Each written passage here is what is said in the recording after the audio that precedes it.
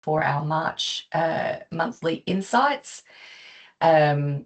Just a reminder, we do record these sessions, so if you prefer to not be recorded, that is an option available for you to make a decision based on. Okay, so I'd like to start by acknowledging the traditional custodians of country throughout Australia and pay my respects to elders past, present, and those emerging, and extend that respect to all Aboriginal and Torres Strait Islander people who are on the call today. I'm on Turrbal and Yugara country. Feel free to pop in the chat where you are dialing in from today. We have a full agenda as usual. We have a guest speaker this morning, Andrew Williamson from the National TAFE Network. We've also got our training product development update, as well as an update on the Vet Workforce Blueprint project that is fast tracking to 30 June, but lots of things happening. The 2026 Workforce and Skills Survey is opening. That's one of the surveys that we run, as well as we've got Kurt to provide a policy update. As always, I will encourage you to please ask questions. Feel free to pop a question in the chat or raise your hand, and so feel free to ask a question verbally. We really do want these and love when these sessions are interactive. We love the questions that get asked. So please would actively encourage you to do so. I'd like to hand over to Andrew. Andrew Williamson is the executive lead of the National TAFE Network. And Andrew's going to talk us through. The National TAFE Network was established at the beginning of this year, has quite a big portfolio and remit. It's a big job that Andrew has. And we're really just keen to hear from him today and a little bit more about the National TAFE Network and how it relates to our stakeholders. So I'll hand over to you, Andrew. Thanks for joining us. Thank you so much, and thanks everyone for allowing me to present to your group today. As said, I'm Andrew Williamson. I'm the executive lead of the National TAFE Network Coordination Hub, and I'll talk to you a little bit about what we're doing and how we come to be. Thanks, Kia, for slide work today. So I'll just, if you can switch to the next slide, that'd be great. Thank you. I'll add my acknowledgement of country and the lands that we meet on. I'm actually sitting on Kaurna land on the Adelaide Plains, and pay respects to elders past, present, and emerging. Thanks, Kia. So I've included this slide and I'm happy for it to be shared because there's a lot of information in the public domain. Often it's, the Commonwealth hides it in different places. So I thought I'd just provide all of these links so that you don't have to scribble them down through the presentation. Next slide, please. So the National TAFE Network is an artefact of the National Skills Agreement, and I know that we're about almost 2.5 years into the National Skills Agreement. The National TAFE Network has only recently come into being because behind the National TAFE Network is a multilateral implementation plan. So all the states and territories and the Commonwealth are now signed up to that multilateral. Multilaterals take time to negotiate, as this one did. Took about 2 years, and the final state signed up on the 23rd of December last year. So that brought us into being. That also unlocks a bucket of about $300 million of project funding, and we'll talk a bit more about what those projects might look like in a sec. Next slide, please. I've highlighted this section here because what is the National TAFE Network? What are we supposed to do? We're harnessing the collective capacity of TAFEs across the country through collaboration, sharing, and coordination. And out of that, we think that there will be resources developed that will improve the quality of teaching and learning, and we will look at models for doing that, and will enhance the status of TAFE. Next slide, please. The National Skills Agreement also gives us some indication of how we might do that, including through the establishment of communities of practice, and certainly we're not going to go out and build communities of practice where there are already those communities existing, and there are many networks, there are many communities like this one, which we're really grateful to be able to engage with, because if they're already up and running and doing well, then why would we build anything that was in competition with that? There will be the development of teaching and learning resources, and those will be shared amongst the TAFEs. We'll be piloting new and innovative approaches to teaching and learning, but also student support and the kind of things that improve student outcomes. And we will build a mechanism, a platform maybe for sharing of these resources and outputs, and we'll also be that conduit for many of the stakeholders within the vet system to engage with TAFEs and vice versa. Next slide, please.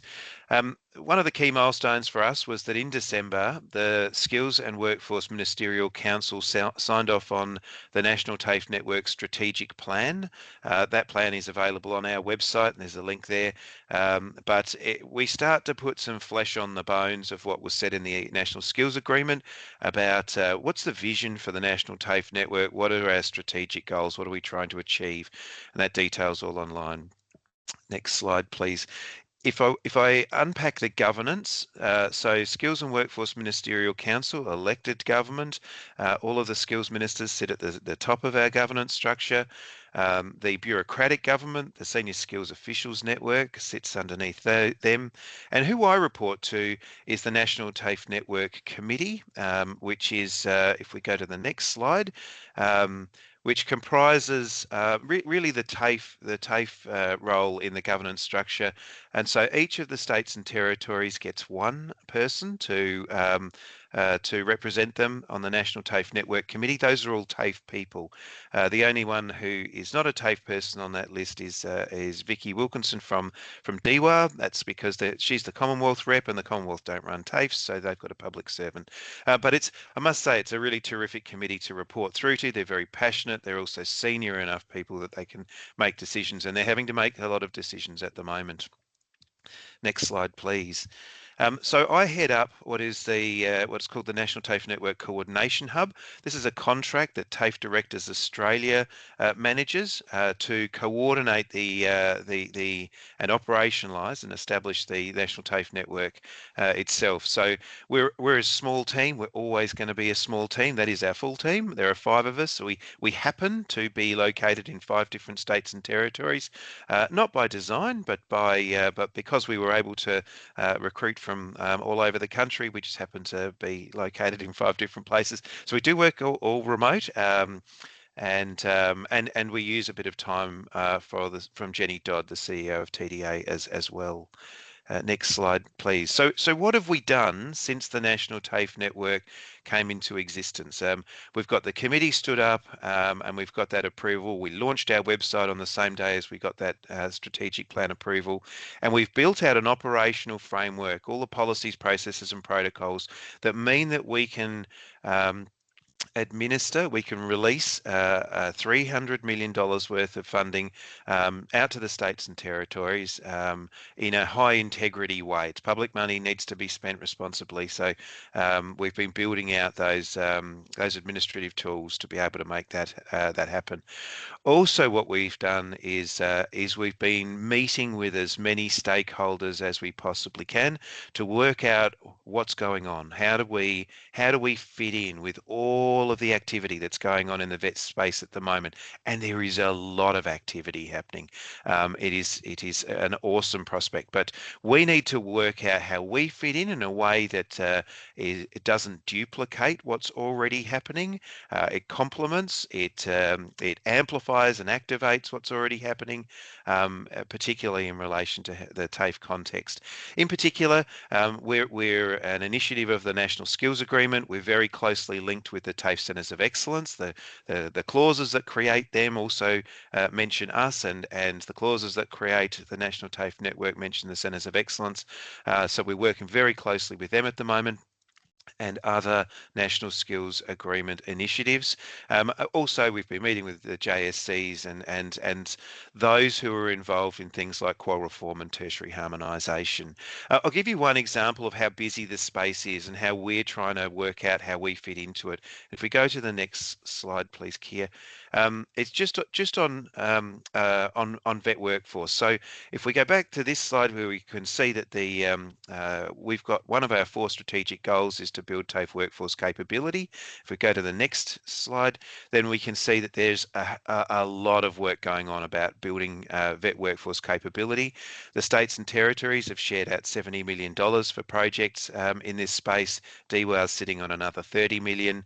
The JSA is doing a lot of work around the blueprint. JSCs have money for vet workforce, many projects that they're doing. NCVR have a couple of research projects that are going at the moment.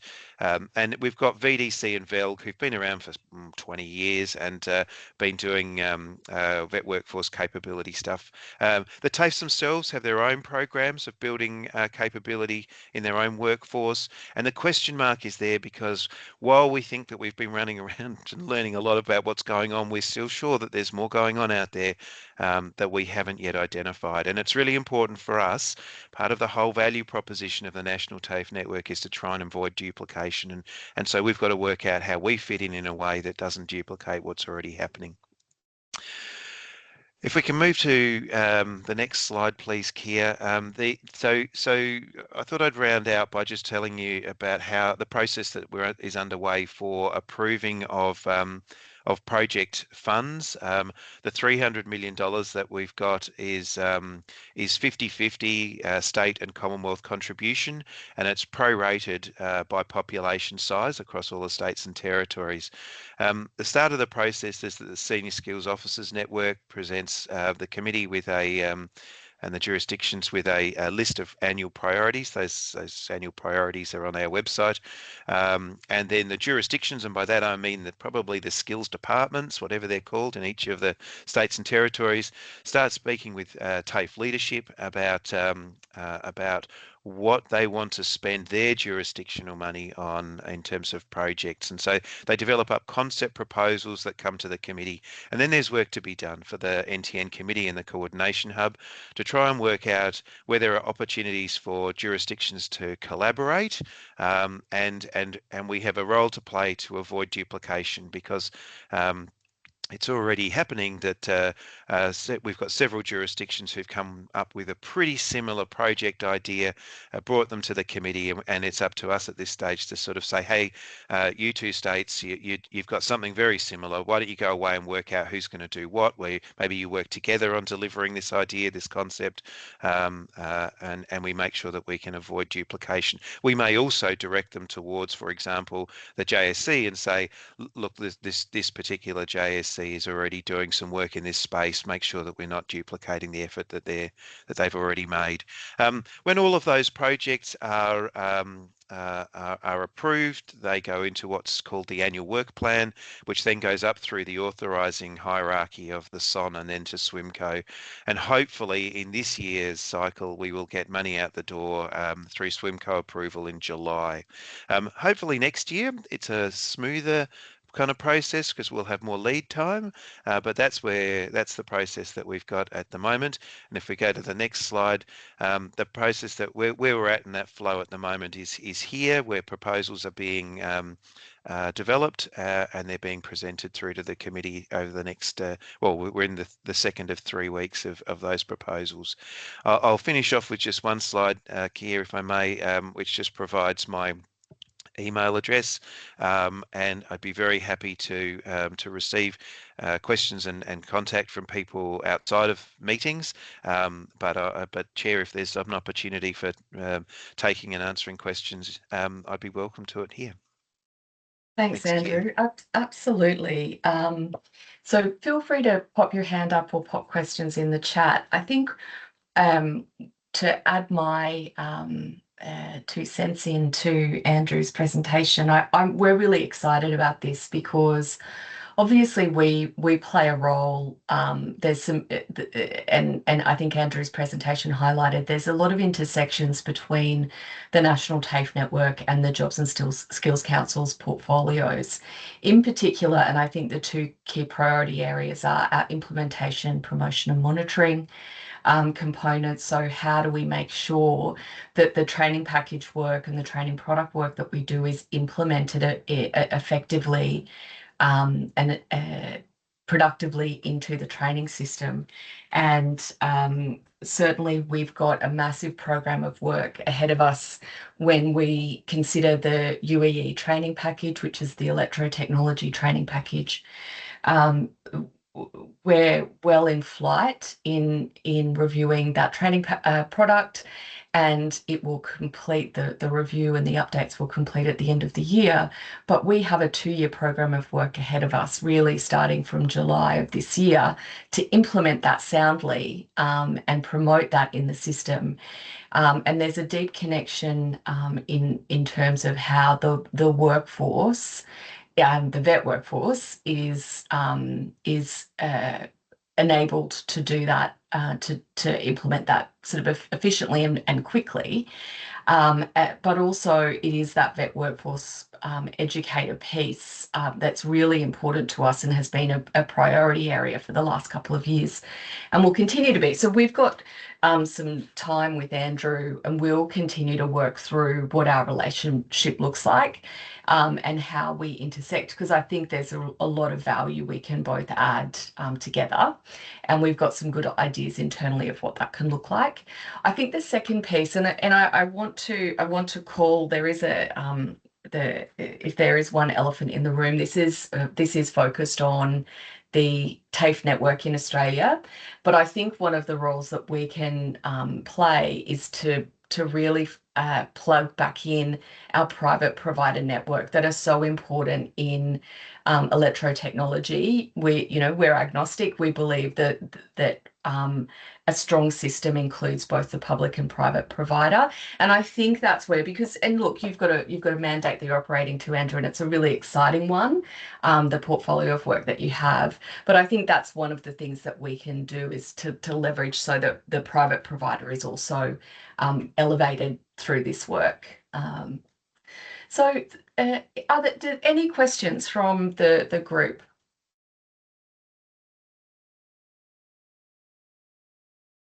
Okay, well, you've got Andrew's details there. Please, I would encourage you, if you do have questions or if you've got ideas, reach out to him sooner rather than later, because I suspect Andrew will become a very busy person in a very short amount of time. Noting the remit, the investment that's being made, we think it's fantastic and long overdue. So thank you so much for being with us today, Andrew, and watch this space. Thanks very much. Thanks, Andrew. I'll hand over now to Steve. Stephen Hall, everyone. Thanks, Anthea. And we did promise that we'd give you a bit of an update this round on how we're going with the UEE full review. And as Anthea highlighted, deep into it now, we had a technical committee meeting just last Friday here in Brisbane, and some really exciting things that are happening. Just before I jump into what's on the slide, one of the big things that we're at with the UEE full review is that we've done all the grunty work at the start. So looking through the units of competency, what are their enrolment numbers looking like? Where are they being used? What jurisdictions are using them? How do they fit into the qualifications? And what that's really helping us to do is identify those areas where we can focus on the most for the most amount of change. So classic Pareto type principle, put your 80-20 rule in there. But why we're doing that too is that some of the big qualifications that live in the UEE, particularly where we look at the electrician qualification, it is by far the largest enrolment numbers that we have across the 4 training packages we look after. And some of the things that happen in that space impact the other qualifications, not just in UEE, but in UET and even in a little bit in UEP. So one of the big pieces of work we want to do is what are the implications if we change something in the UEE on those other quals, on those other training packages? Equally, too, how does it impact within the UEE? So are we stopping people from doing something simply through the way that the training product is designed? So we're really focused on a couple of big things around structural change within the units of competency and also to those qualifications. So that first one we wanted to just talk through was the structural changes. So if you've ever tried to map out how to get from a Cert 1 through to a Cert 6 in the UEE, well done. It's like the most craziest looking spider web you'll ever see, and it tends to loop back in on itself. And then just to make it even more complicated, some prereq chains meant that you couldn't do a higher qualification without having done a very entry-level type qualification. In fact, we saw that in some of the diplomas and advanced diplomas, there were units that first appeared in the Cert 1 or the Cert 2s. So when we're thinking about a lifelong journey of learning for our people in our industry, we wanted to make sure that we could align those pathways from Cert 4 all the way up to Cert 6. And what that will hopefully do at a later point in time is allow us to even think about what does a Cert 7 to 10 qualification look like. Now, they don't exist at the moment, so don't get too panicky about saying where are they coming. But arguably, we want to be able to provide a pathway from school all the way through into that higher level degree type arrangement. And it's certainly exciting to think that the foundational work that the team are doing here, and they're doing such a great job in getting all of this so that we can present it to our SME groups as well as our technical committees. It's been quite exciting to watch. But probably the big thing that we want to highlight is that within the Cert 2s and Cert 3s and Cert 4s, there's a real growth area there in being able to streamline and give people options about where they want to take their career earlier on without creating a barrier to some of the other career opportunities that they may have had. Equally too, we wanted to really highlight that importance of there's no way you can backdoor an electrical license from a higher qualification. That has been something that has been expressed quite clearly from our stakeholders, from the regulators, that if you want to become a licensed electrician, then the pathway through an apprenticeship is the most and only appropriate way. And so that really helped us to create a clear picture for us in our mind on how we can get that structural change right. Hopefully at some point in the next couple of months, we can actually give you a bit of a view of what that structure looks like and how they all fit together. But probably the other thing I wanted to talk to is on the right-hand side of the screen is one of the structural changes is the merger of the Cert 2 career starts. So for those of you who aren't aware, we've had 2 career start qualifications that have existed in the UEE training package for some time, the electrotechnology and sustainability and energy Cert 2. The electrotechnology one of the largest enrolment numbers that we have across our training packages, consistently in that 10 to 14,000 range. We know it's used extensively in the school environment, in that vet and school, pre-up in school environments, and often is the first point of call for people who are coming into the electrotechnology space. It's the gateway in some ways into a career as either an electrician or potentially even into the technician trades. Why that's really important is that we've also had sustainability sitting there, and it has a cousin, I guess, in Victoria in their system as an accredited course, and it is used, but it's never been used exactly how it was probably originally intended, and it can actually create a bit of confusion because ultimately what we're seeing now is that sustainability and green energy is a natural part of all electrical careers. So being able to merge those two changes some of the confusion around which one you should do if you wanted to get into the electrotechnology space, but equally too allows us to address some of the issues that we've seen in the past with those Cert 2s where there might have been too much focus on one area and not enough focus on another area. What do we mean by that? We know that pre-apps and career starts are best placed where we can introduce some of those hand skills, so, particularly the safety around using hand tools, a great opportunity too for introducing some of those foundational skills in the knowledge area. We always love Ohm's law in the electrotechnology space, but Ohm's law at a Cert 2 level needs to be more appropriate for a Cert 2 learner as opposed to someone who's going into trade and into their post-trade. So it gave us a great opportunity for us to really look at that, and we're starting to see that come to fruition. So as we get closer and closer to getting sign-off on these by the technical committee, we look forward to sharing some of those drafts with you so you can have a better look at them. Just the last one I wanted to touch on this morning or this afternoon, depending on where you are, is the workplace evidence units. This is a really, really big item for a number of training providers, not only the TAFEs, but also those industry RTOs that Anthea spoke of earlier. The move away from the hashtag items, we love a hashtag in our world. We use them in our business quite regularly in our internal chats now. But yeah, the brutal reality is the hashtag items were brought into the training package and to the units of competency that are related to electrical licensing to ensure that workplace evidence was gathered against certain skill sets. The trouble was, it's not really clear how that should work.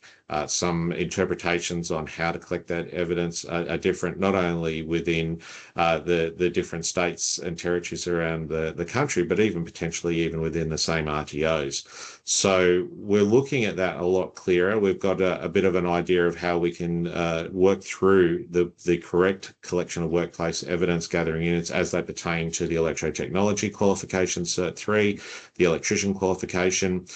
Clearly, we want to make sure that the evidence that is being gathered is done in a way that complies with the rules of evidence for compliance with standards for RTOs.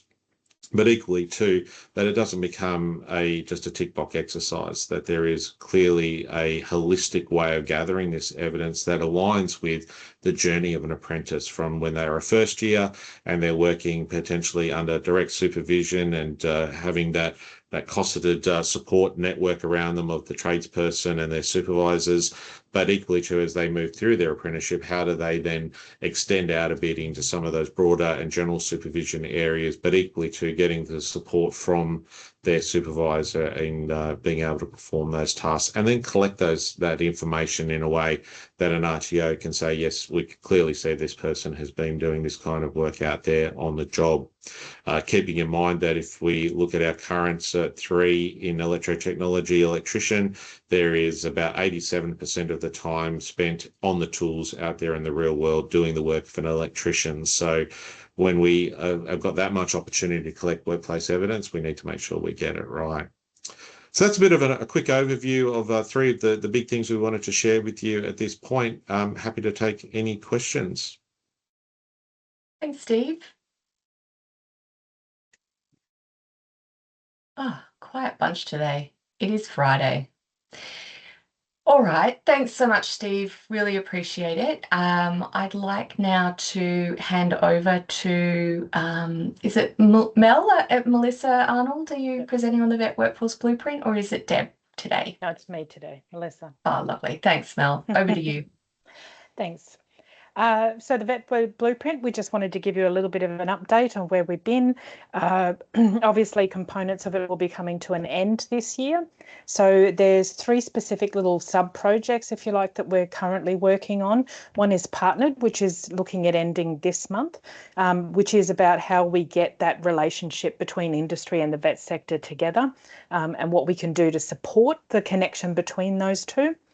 We've done some roundtables and we've put together a bit of a framework that we hope will, and a bunch of tools, we hope that both sectors will be able to sort of just pull in and out as they need to.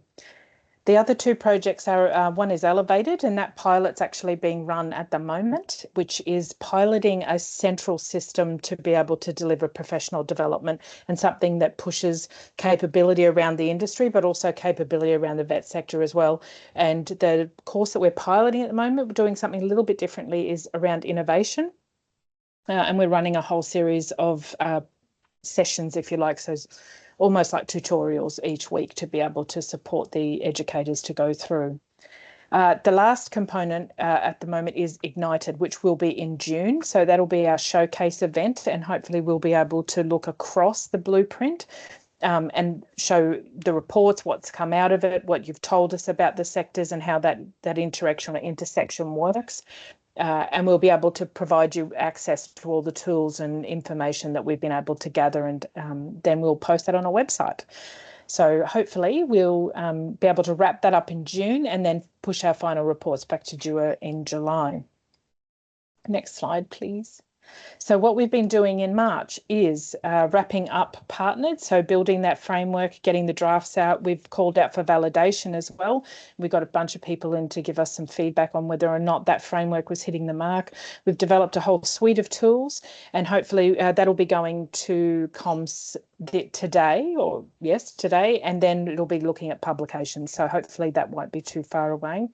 Elevated, as I mentioned, is doing the pilot at the moment. So and we'll see how that goes, and we're trying to sort of critically evaluate it as we walk through and see if there's stuff that we can tweak and make better for each successive session. And of course, Ignited's still a little ways off, but we're in the planning phase of that and bringing together the showcase and the schedules and everything. So that's what we've been doing in March. Next slide. So our watch list. So the QR code's there if you want to jump up and have a look at the project resources that are available at the moment, which are the reports. So our stage 1 and stage 2 reports, which talked about what the vet sector and energy sector were, and then of course what the challenges are within those two sectors or the intersection of those sectors. The third report obviously will showcase in July. Watch the space for Elevated. We're looking at maybe some pilot extensions to see if we can get some more people through. Like we said, we've been critically evaluating and trying to update and make it better. So then we'd like to actually try and push a few more people through and see whether or not we can get that right before we go back and do our reports to DUA. Ignited, it will be advertised soon, so that'll be coming out probably next month, which is only next week. And then, of course, the deadline for us is the 30th of June, which means everything will be done and dusted, and then we can start our reporting. Partnered is this month, which is only a couple of days away. So hopefully that will be done and dusted, and then we can move into supporting the pilots through Elevated. And that's it in a nutshell as to where we're at the moment. If there's any questions, I'm happy to chat.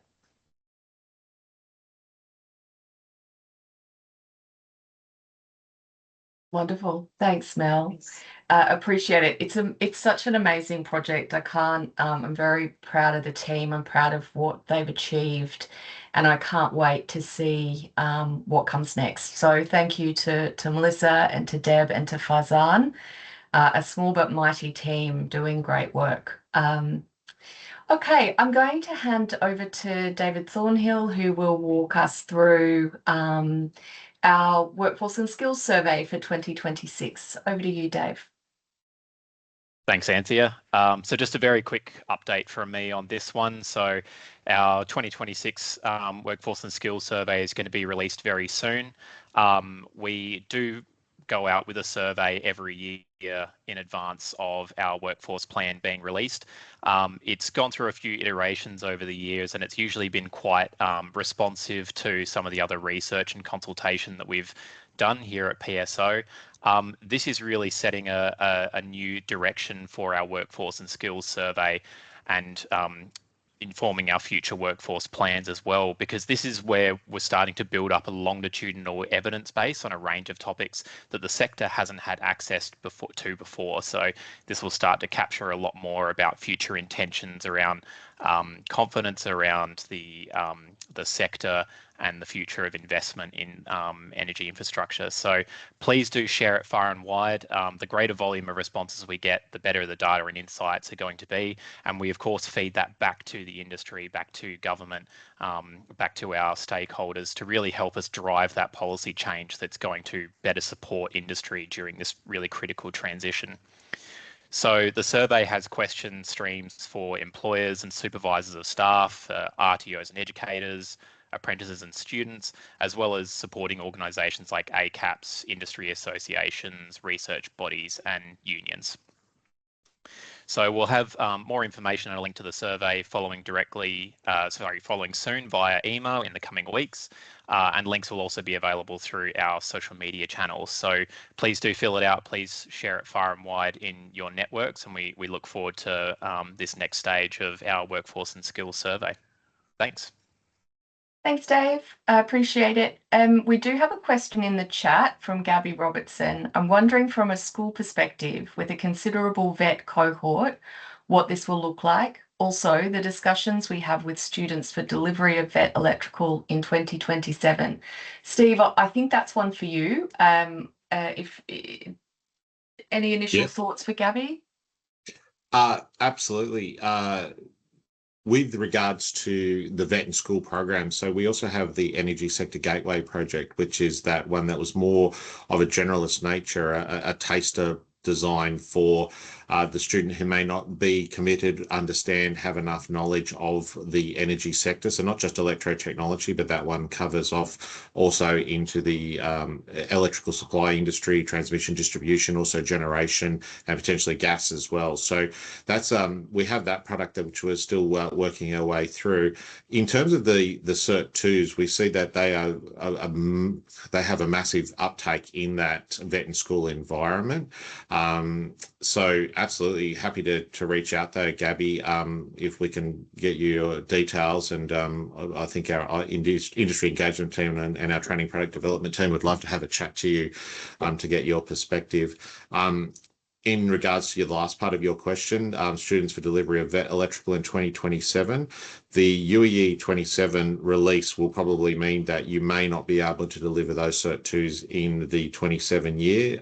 It might be a 28 cohort that actually gets the first run at those new Cert 2s, just simply with regards to timing. We've certainly not committed to a single date yet as to when it goes on to training.gov.au and then can be used by the RTOs, but we have had some feedback that a mid-year release is preferable for some of the cohorts. So willing to obviously have a bit of a chat with not just yourself, Gabby, but the greater vet network around that, because as Anthony was highlighting, from an implementation, promotion and monitoring perspective, the implementation of the UEE is going to be massive, and the vet and school cohort and that part of the sector is extremely important to us for generating interest in the careers that are in our sector. So please, yes, let's reach out and grab your details, and we'll certainly have a further conversation about it. That's amazing. Thanks, Steve. I appreciate that. We've got quite a large cohort, especially with electrical. We have about 600 odd vet students, and probably about 40 odd of them are electrical, both year 1 and 2 at the moment. So, and we have found electrical has become, extremely popular. It always has been popular, but becoming more so now.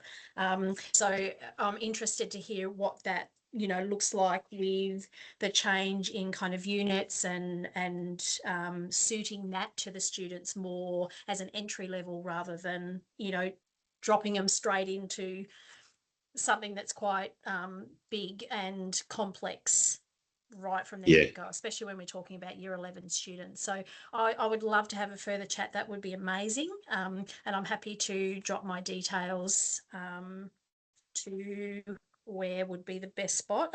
Kia, is that Polly's been meeting, so Polly's just dropped. If you can send it to Polly, her details are in the chat. Oh, excellent. Wonderful. Thank you so much. Thanks. Pleasure. That's great. Thank you. Appreciate it. Next up, we've got Kurt with our regular monthly policy update. So Kurt, over to you, mate. Thank you, Anthea.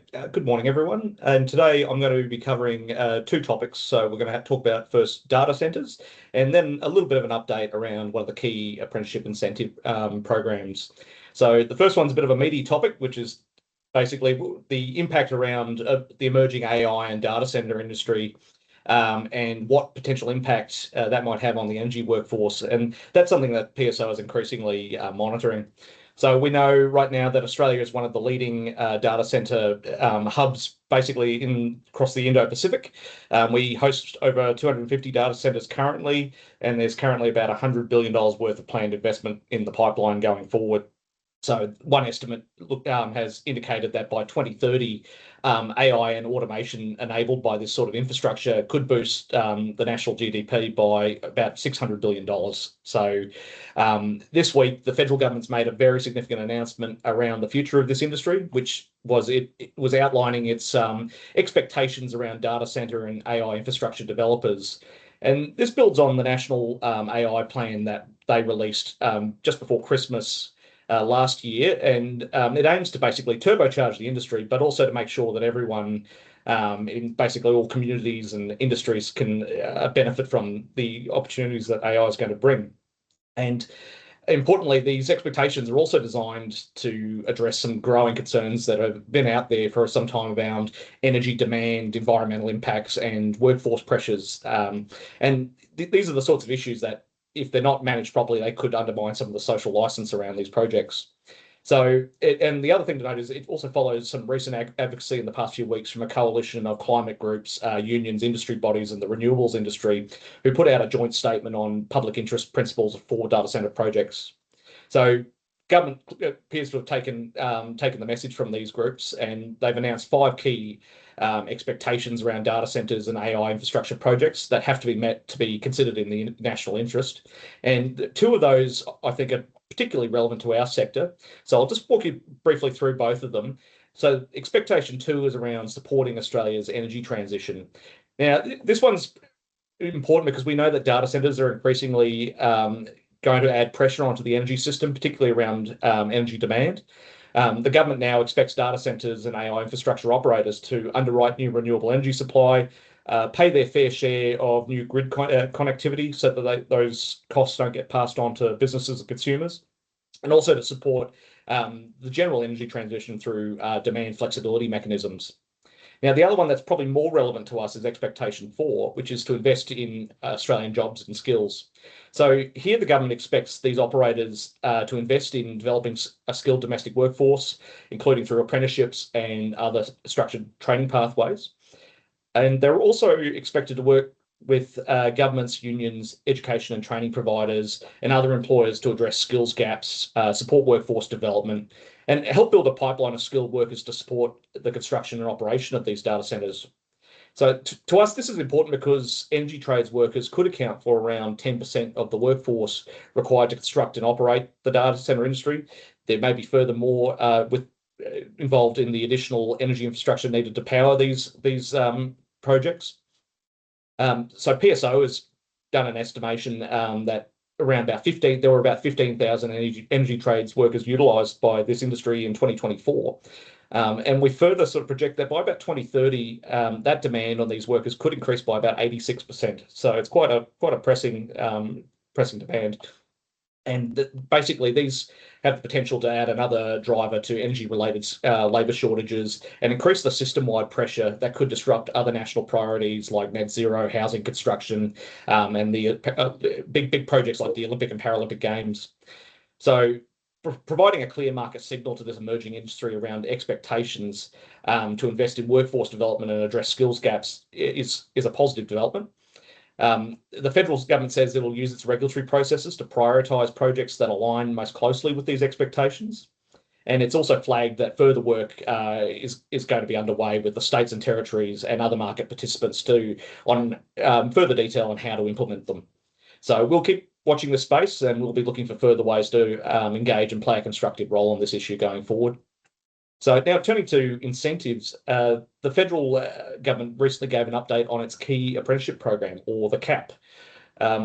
This program supports the pipeline of tradespeople entering the energy and construction trades.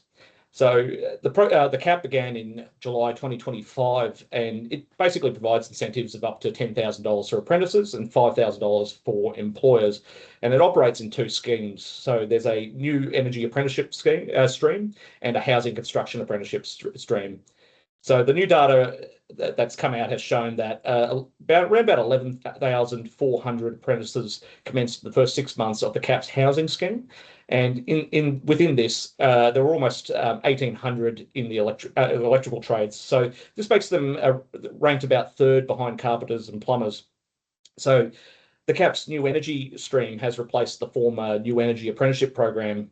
They like to have lots of similar names and change it around quite often. The government's figures indicate that 17,000 apprentices have entered clean energy related occupations through the CAP or the previous program that it was linked to over the past 3 years. And they've also said that more than a quarter of these commencements have been reported to have occurred in the last 6 months. So that represents a significant growth and interest in the clean energy apprenticeships. So I'll just finish up by saying PSO is going to be undertaking some research in 2026 that includes a focus around apprenticeship incentives. And we'll be looking to analyse the lessons of the CAP and other incentive programs around the country to see how we can improve these policy settings and find ways to unlock a bit more training capacity from them. So thank you very much for your time. I'll now hand back to Anthea. Thanks, Kurt. Really interesting. Certainly the stuff around data centres. I know it's a deep priority of the government across a number of departments at the moment, so I appreciate that. We have a couple of questions. The first was in the Q&A chat, so thank you, Ben, for using that.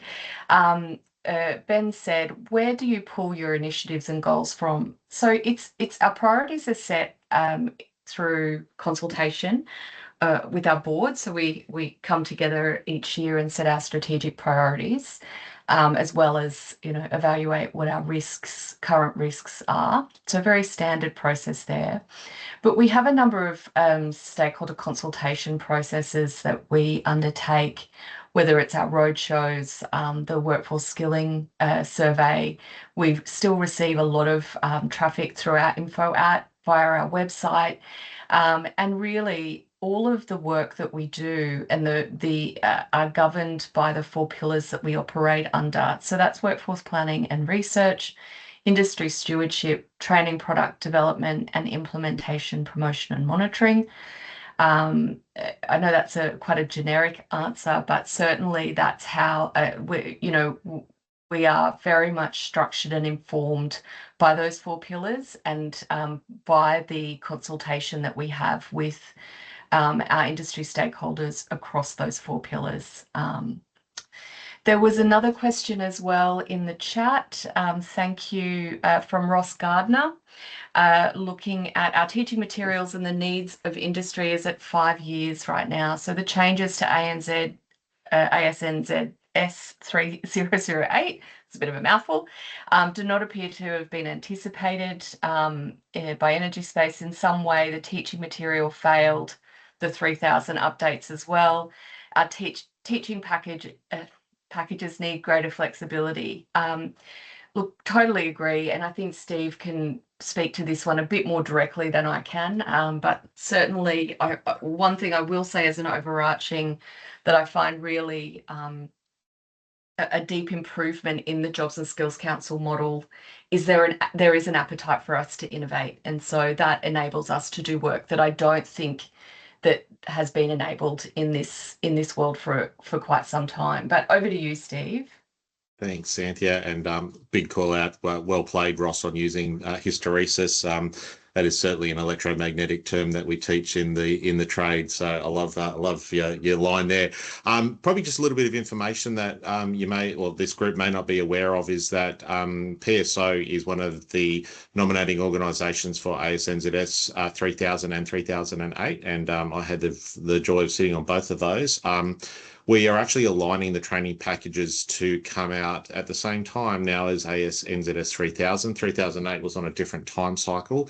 So the great news is that we can actually incorporate the changes that are happening in ASNZS 3000 straight into the units of competency as they come up. And I think that's one of the great reasons that PSO has been able to be on those, because it gives us clear line of sight as to what's coming across the horizon, particularly when we look at things like alternative energy sources, things like what is the main energy source for our building, because while we might have had a main switchboard and there would be a mains connection into that switchboard, we know that many main switchboards now are fed from solar, battery, potentially wind. So these are the kind of things that we can get straight into the units of competency. So you're not having to wait 5 years for updates. They'll be live in there. And one of the other things we're thinking about in training product design is how do you then ensure that you can react to those changes in legislation without having to go back and rewrite the whole qualification each time. So that's a bit of a messier or more pointy problem to try and unpick. But in terms of the updates to 3000, 3008, and some of the other Australian standards that are related to those ones, certainly on our radar for being able to incorporate into this round of changes to the UEE full review. Thanks, Steve. And yes, thank you, Ross, for teaching us all a new word, or some of us a new word. I did Google it. Look, really appreciate the interactivity today. We love when you ask questions. When it's interactive, it's helpful for all of us. And so we really appreciate it. Just a glimpse to the insights for next month. We will be doing a skills and productivity update. There's a lot of new evidence coming through the pipeline. I think with the current global disruption, I think productivity is going to be a continued area of focus for government priorities. So we are looking forward to bringing you all that update next month. So once again, thank you. I hope all of those of you that are traveling over Easter, I hope you have a safe time out there on the roads, and we'll see you all again next month. Take care.